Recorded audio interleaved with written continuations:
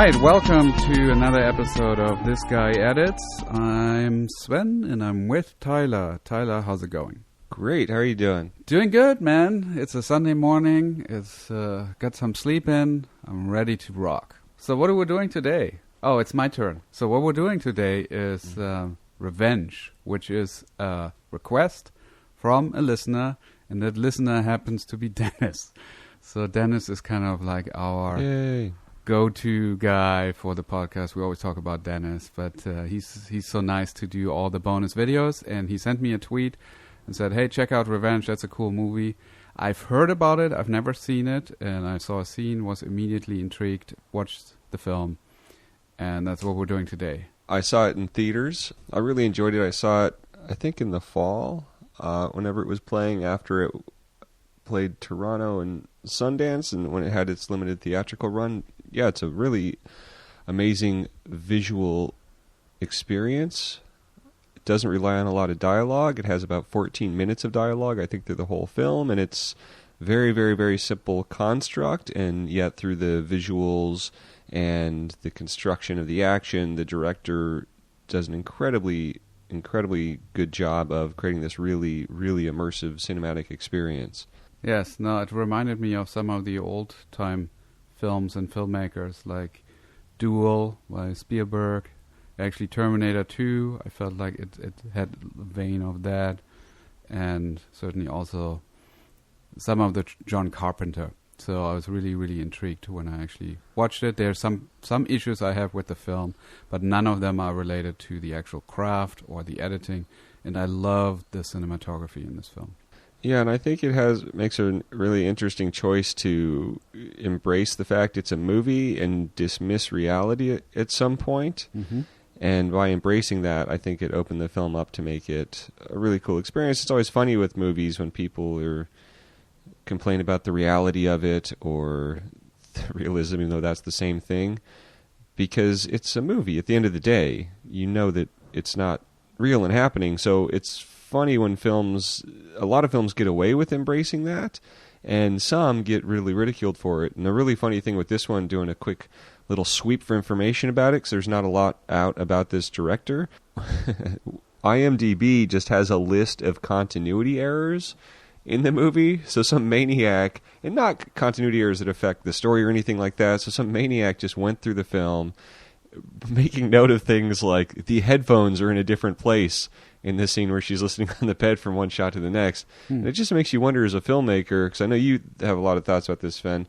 I mean, obviously that's not the goal, but it's just an interesting thing to think people are viewing it from that experience. Like, what would make you happy if we just made like this perfectly continuous thing of someone just making themselves breakfast? Would that be it? But then would we also remove any other drama or time jumps or compression of action to make things interesting as well?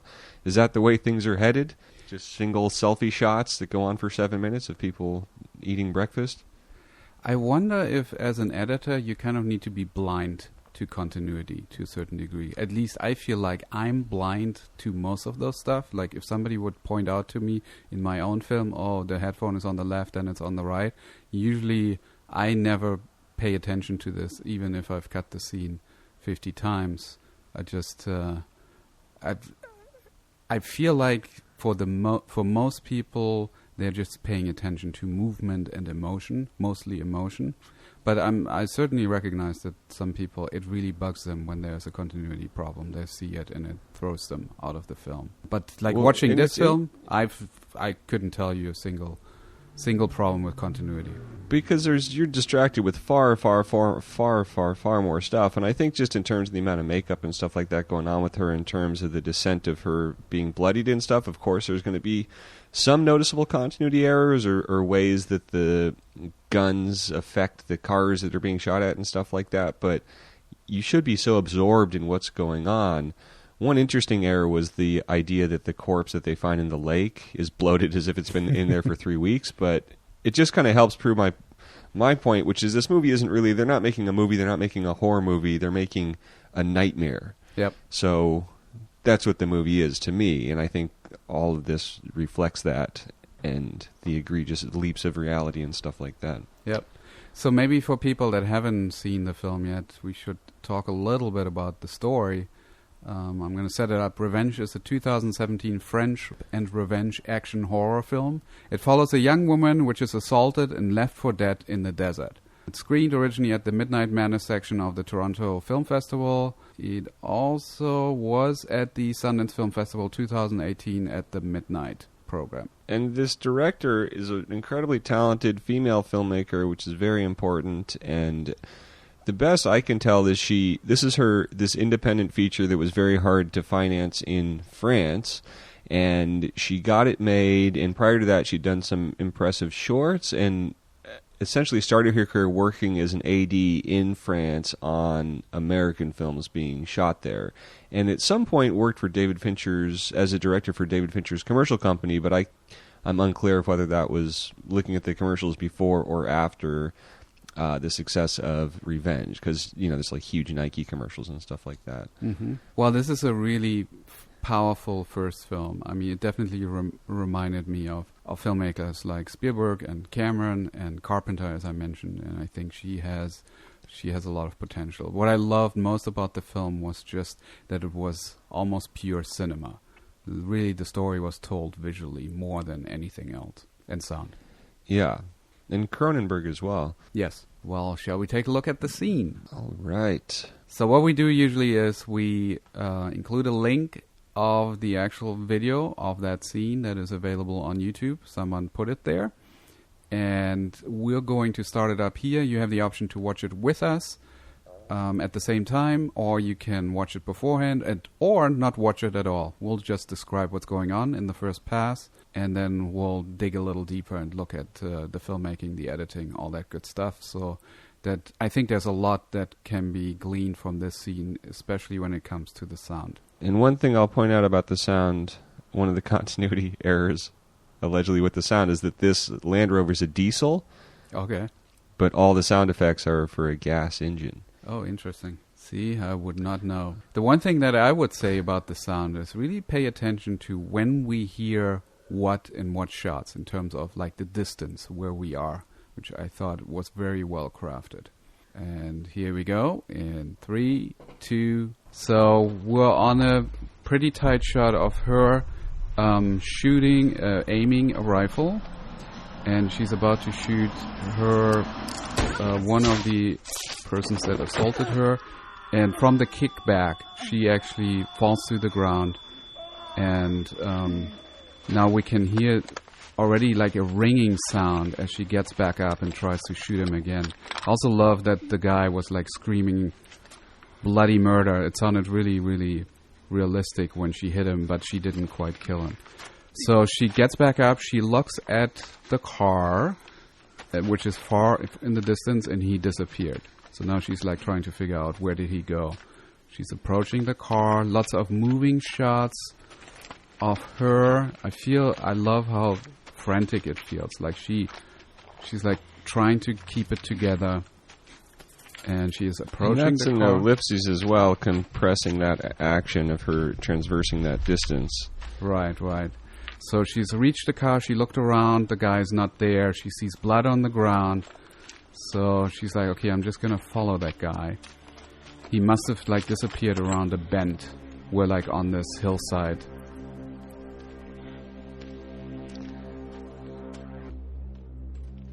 And I love this shot here, where we pan up. It's like we're seeing her from the distance. We pan up to the guy who's hiding up top in the mountains, and he's starting to load his rifle. And now he gets his turn for a shot. Back to her. Camera's walking ahead of her. I really love her performance throughout this film. Like, you can really feel the intensity of what she's going through. Guy's behind her in the distance. He's barely able to lift the rifle because he was shot in the shoulder. And he gets a shot up. Goes to blank. Listen to the sound. And we can see an insert of her ear that was pierced and blown off. So what's nice for the rest of the scene, we're kind of in her head now. We're hearing this siren-like tone as she's like trying to get away. She gets on her feet, starts running. The guy comes after her, shoots her several times, and everything is muffled.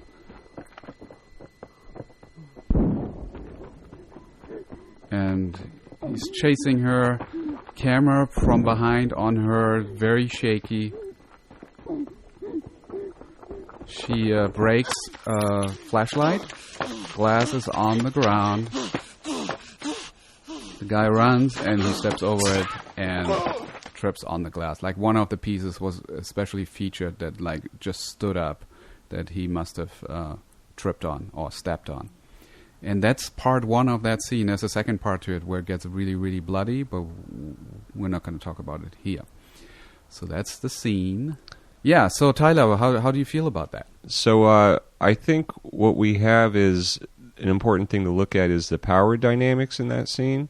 So we start off immediately, she has the upper hand, and then we see once she pulls that trigger, we instantaneously, the moment he gets shot, we think, okay, this is a victory, she's going to win. And a lot of that performance and a lot of the way that's filmed is we're immediately, even though she has this big gun, we're realizing, oh, she's in an incredibly vulnerable position because now he has the upper hand again.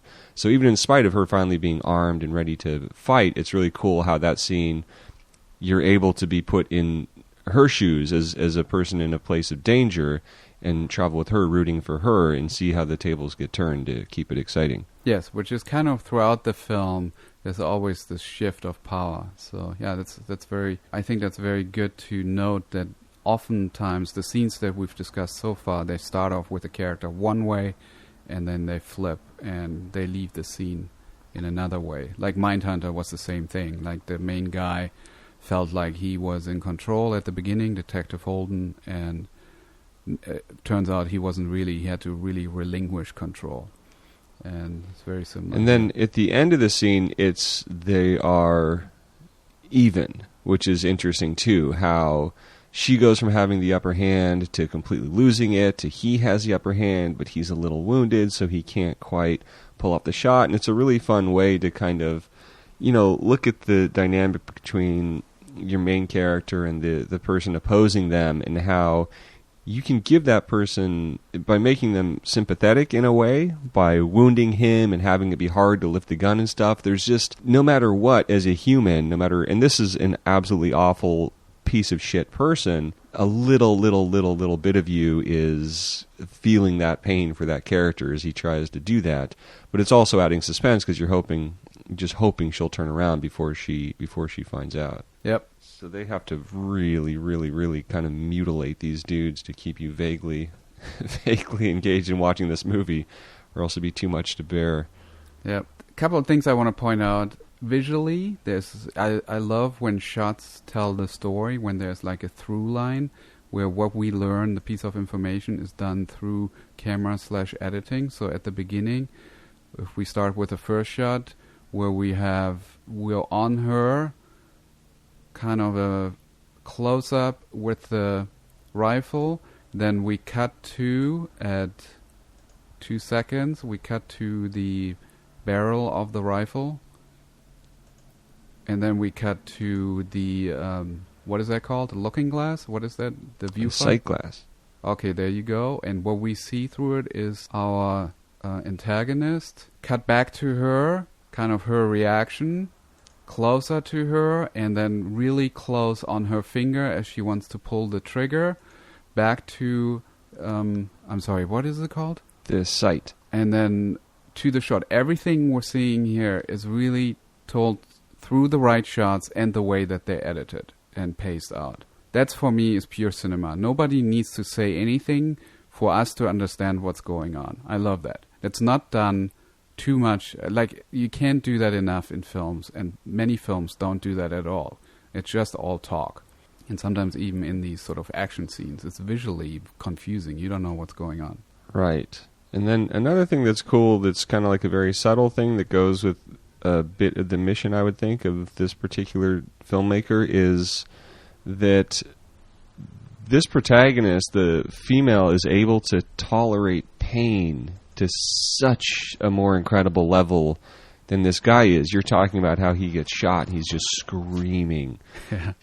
And then she gets shot later and she takes it. She knows her ear's been shot off, her earring's on the ground, and then when he steps on the glass again, it's this mutilated pig. So it's kind of like a fun hidden theme of the film through that stuff. Yeah. It's a little bit something where I have an issue with this film, and I understand that this is sort of kind of a Tarantino, super bloody, it's not reality kind of storytelling. I still feel like sometimes I can't buy the reality at all. And some of that has to do with like the wounds that are inflicted on her and how well she recovers, especially like the first one. That is like, it just looks to me like it's unsurvivable. And later on, it doesn't seem to be a problem at all for her. Right, and it may not have been survivable, you know what I mean? Yeah. There might be a whole other thing going on with this movie. To me, the scene with the can being burned onto the wound was where the movie was telling you, making a very clear statement. And from what you want to do with that, that's up to the viewer, I think. But to me, that's what I pinpoint as, well, this is what this movie is. Right. And it's not a mistake. Well, there's also a scene where she like lights up a tree, and just like it's just so far from the reality how a tree would be lit up. And one of the IMDb comments was for the can burning scene. Yeah. The comment was the eagle that ends up on her skin isn't even mirrored. But that was the only criticism of the reality of that whole thing. It's like, wow. Yeah. Really getting into the minutia, missing someone performed like a life-saving surgical operation with a can. And you look at the wound that was supposed to be cauterized there, and it's like almost gone. Right. So another thing I want to point out in these first three shots is listen to the sound, especially on the insert on her finger. And I love that how sound is really magnified, and it like we can hear the clicking, like the almost clicking of the trigger, and makes it really, really impactful. So that would be... and sound was a big aspect of the director's short films as well, using that. And it's funny how we see, to beginning filmmakers, especially through the 70s, and even still, the really great filmmakers that really stand out, whose stuff really pops. Obviously, the visuals are a huge, huge, huge part of this film. It's incredibly well done, but the directors that really understand sound, really understand visual, really understand editing, and take the time to actually learn those things are always the ones that are going to jump out a lot more. And you can look at the Coen brothers for that. You can look at the indie films of any director you really love, and you'll see how they started and how they were implementing that stuff. Yeah. It really, especially if they went through the indie world. When they start in studio films, they go up that route. That's a little bit of a different thing because you have people supporting you, but you can really see in indies how that can be prioritized and used. Yeah, it really puts us in the moment as the audience. So I'm just going to keep watching here, see if I notice some stuff. Jump cuts at around 18 seconds, 16 to 18, as she's lying on the ground. This kind of stuff I love, where we're compressing time and we're like creating the energy of what's going on through the editing. I mean, it's also the camera, I think, is just right on, like the movement, the shakiness, all that stuff. A shot, like for example, the shot at 35 seconds, I believe it starts blurry and goes into focus. That's a great editing choice, where I feel like you picked a moment in that camera shot where they were still finding the focus, which could have been planned but also just happened, and it really helps. Like we're focusing in on what she's looking at 34, which is the car from across the hillside, as the camera is finding the focus. I love that kind of editing. The balance of getting from point A to point B, because that's probably like a 4-minute walk. And the way that it's accomplished, it gives you not only that suspense of actually it feeling like it did take some time to get there, but it doesn't feel like we're cheating in the editing at all, or jumping us through it, or transitioning. It's true. And sometimes when you have films that are not as well executed, sometimes this stuff takes too long. Like, we're really like having to wait through things and have to hold off on feeling things just so that people get from A to B or do their business. Yeah, and it really keeps us in that mood of, oh, she's the victim now. And it would be very easy to just cut to, you know, like the car and her arriving and understand a little time has passed, but it really helps us get kind of scared with her, the way that they edited it together. Yeah. I also love, and this is something that I think is really good editing, is that there's no worry about trying to explain the layout of where things are, but it's also still very, very clear. But we're not trying to match certain movements of her or certain shots, trying to connect them in a way, as we were talking about, that it makes sense continuity-wise.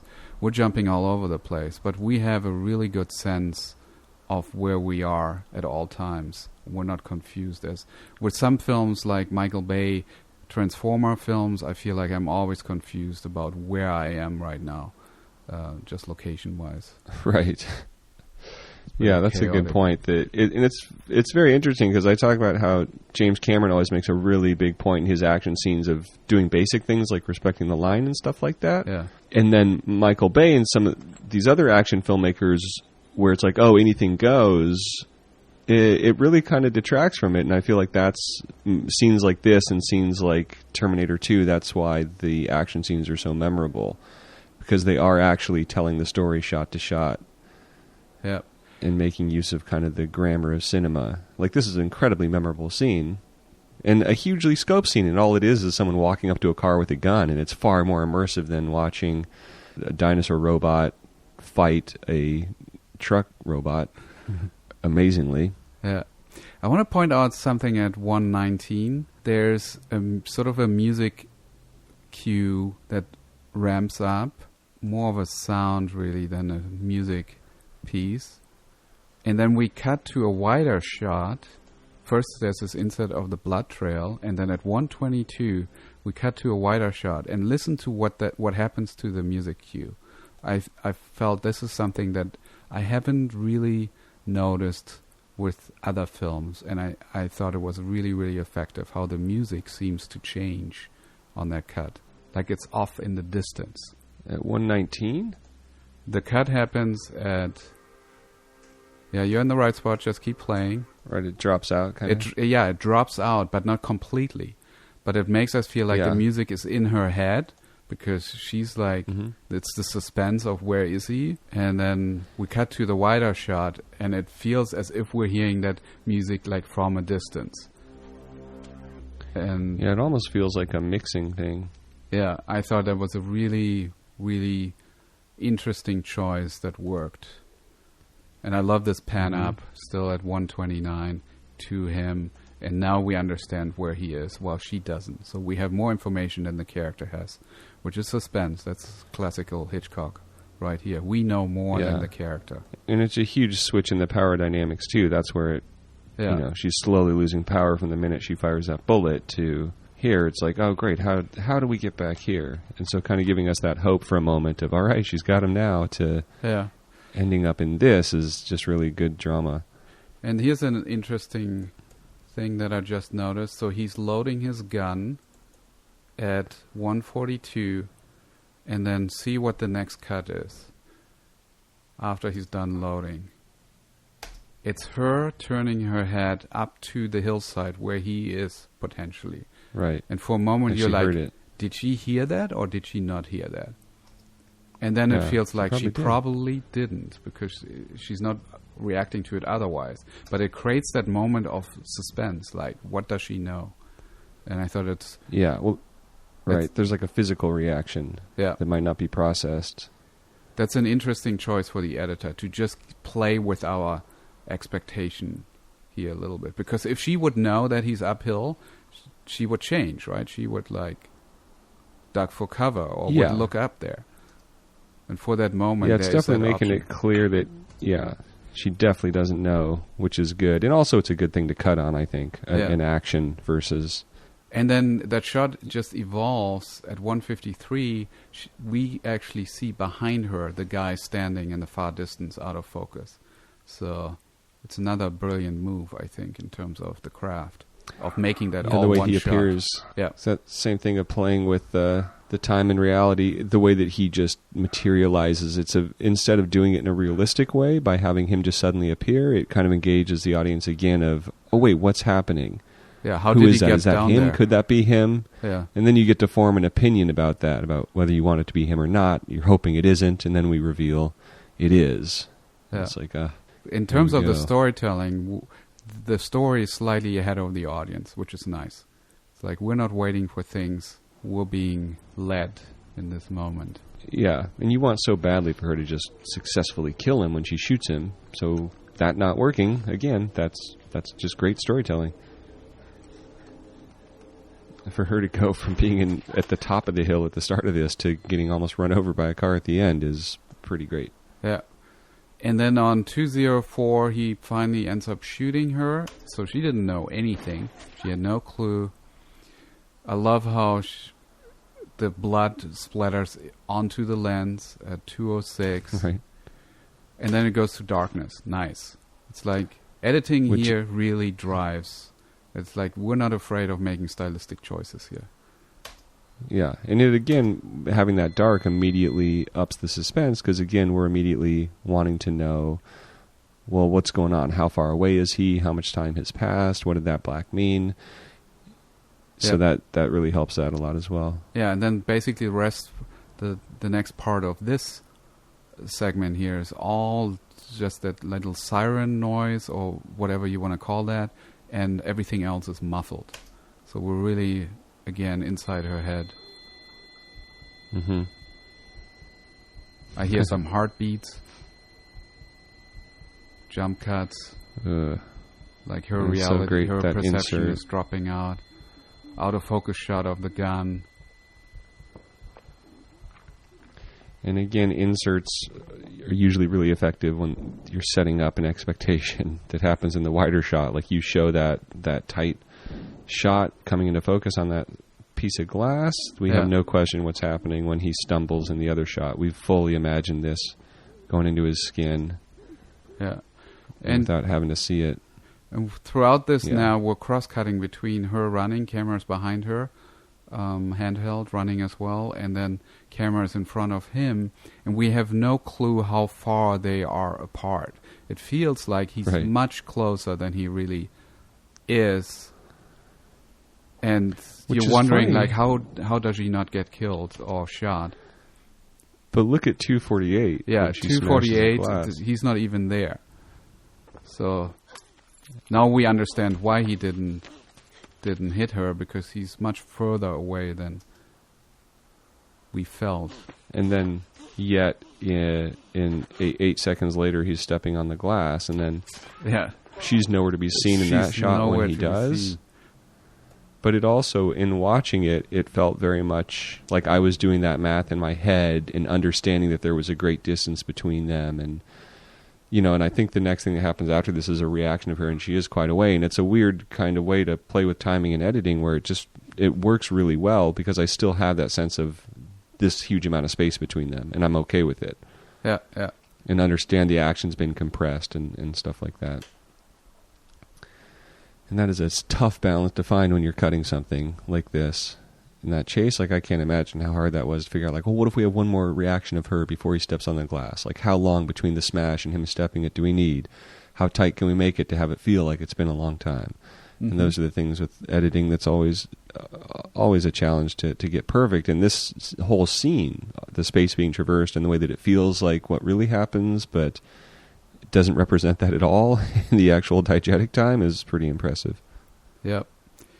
So that's the scene, but I feel like you could pick any scene in the film and you would find this sort of detail and this craftsmanship throughout the film. It's just very well shot, very well directed. Performances are really great, and the action is great.